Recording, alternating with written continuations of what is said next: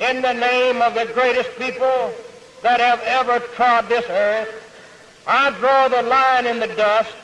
and toss the gauntlet before the feet of tyranny, and I say segregation now, segregation tomorrow, and segregation forever. George Wallace said this at his 1963 inaugural address as the newly elected governor of Alabama. And to understand how nearly a century after the Civil War that would result in the end of slavery, blacks, despite this fact, were still seen as inferior and discriminated against in every way possible in the South, and to a lesser but still noticeable degree in the rest of the country. To see the full picture, we need to go back to the presidency of Andrew Johnson and observe how he handled Reconstruction in the aftermath of the Civil War. While most of the Hall of Fame winners have gone down in American history as having an unequivocally positive impact on American history, Andrew Johnson belongs in the Hall of Fame because he has had an undeniably negative impact on American history that has reverberated through the generations, and the consequences of his presidency are still with us today. Born in Raleigh, North Carolina on December 29, 1808, Johnson was born into poverty and never attended school as a child. Despite this, Johnson would have a long political career, starting off with his election to the Tennessee House in 1835 and subsequent terms as a congressional House member for 5 terms representing Tennessee, part of a Senate term, along with being governor of Tennessee for 1 term. During the Civil War, Johnson would also serve as the military governor for Tennessee, and in the 1864 election, in an attempt to convey a message of national unity, and impressed by his performance as the military governor of Tennessee, Lincoln picked Johnson, a Southern Democrat that had stayed loyal to the Union, to be his vice president for a 2nd term, and only briefly serving over the Senate in his position as vice president. Johnson would soon ascend to the presidency after Lincoln's assassination. Upon his swearing in as president, the Civil War had mostly ended and Reconstruction would soon begin. Because Congress was on break until December of 1865, Johnson would have near total control of Reconstruction for the first months of his presidency, and even after Congress returned, Johnson's policies would be dominant until the election of 1866, in which the radical Republicans and their allies gained supermajorities and a mandate to pass their version of Reconstruction. When he had had control of Reconstruction, Johnson had been extremely lenient toward the Southern states and had allowed them to be readmitted into the Union, and he wanted their elected congressional members back in Congress. While this is in line with Lincoln's overall vision of Reconstruction, showing leniency toward the Southern states since he had considered them to have never left the Union in the first place,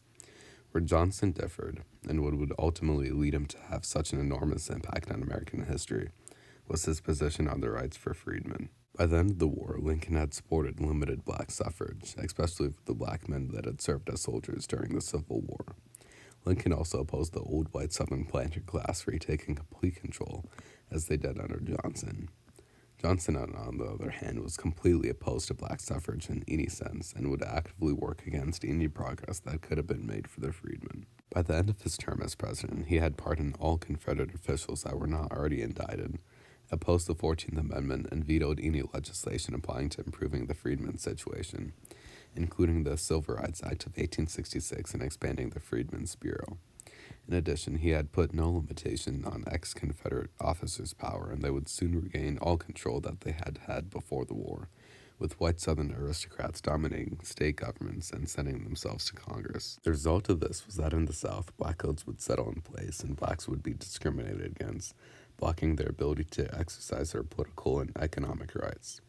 This would lead to the freedmen of the South remaining in slavery in everything but name.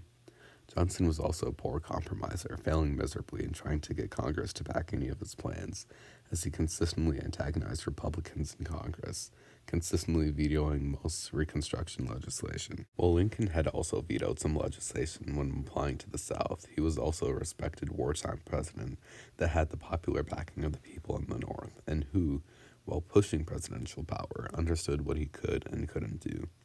Johnson was none of those things and built his platform on taking down the so-called evil radicals in Congress. While radical Republicans would gain supermajorities in both houses of Congress, by the time they started working out their Reconstruction plans, the damage had already been done. The stage would be set for the segregation and disenfranchisement that blacks would face for the decades to come. Looking at all of the evidence, we can observe that Johnson's policies directly impact the future of not only the freedmen, but of the nation's trajectory. By allowing black codes to cement themselves in the South, he would guarantee that the freedmen and their descendants would be discriminated against and segregated for the next century until the Civil Rights Movement of the 50s and 60s, and that even after the Civil Rights Movement, blacks would still face prejudice on a less official level through indirect government policies such as housing and zoning, and the attitudes of white Americans are encouraged by racist dog whistles from leading Republican and Democratic politicians, noticeably for the rest of the century. This would all combine to lead to a situation that in modern-day America, right now, the median white household is 7.8 times wealthier than the median black household.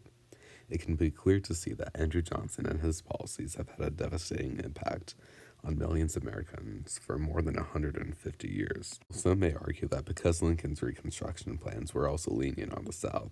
that there therefore would have been no fundamental difference in outcomes. I wholeheartedly disagree, pointing to evidence that can be highlighted in Lincoln's last speech that he gave, that he had come to the conclusion that it was necessary to provide rights for the freedmen,